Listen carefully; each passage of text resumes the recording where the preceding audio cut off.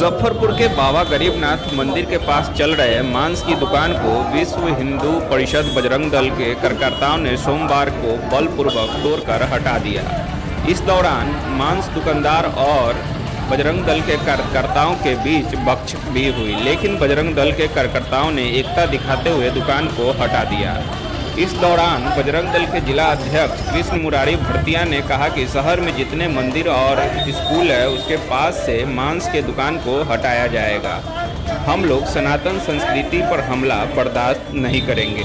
जिहादी मानसिकता के लोगों ने मंदिर के पास मांस की दुकान खोल रखी, लेकिन अब हम हिंदू समाज एक हो गए हैं।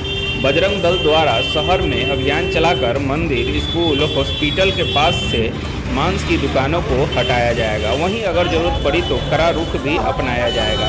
इस दौरान बजरंग दल के कार्यकर्ताओं ने जय श्री राम के नारे भी लगाए।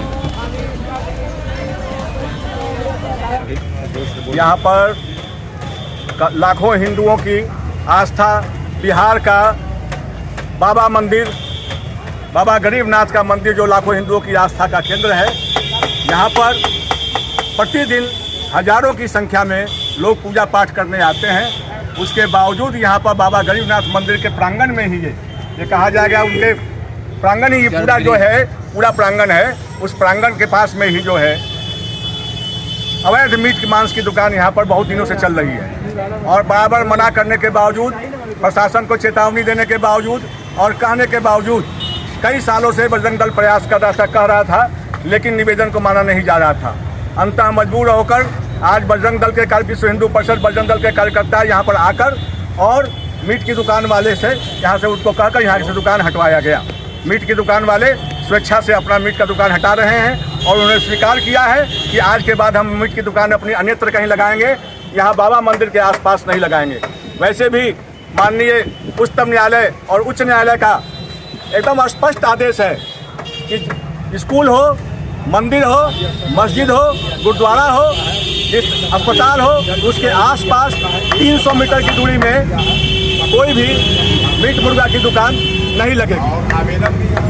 इसके लिए लेकिन यह माननीय उच्चतम न्यायालय के आदेशों का भी खुला उल्लंघन हो रहा था, जिस पर प्रशासन का कोई ध्यान नहीं है। इसलिए हम लोगों ने यहाँ से शुरुआत की है बाबा की आस्था के केंद्र की जगह से। और इन्होंने अगर ये दोबारा लगा तो नहीं, इन्होंने खुद वचन और आश्वासन दिया है कि आगे से हम यहाँ दुकान नहीं लगाएंगे। कहीं दुकान तो कहीं भी लगा सकते हैं और कहीं दुकान लगाएंगे, लेकिन इनको भी समझ में आ गया है ये हिंदू आस्था जग गई है, इसलिए यहाँ दुकान लगाएंगे तो दिक्कत होगी।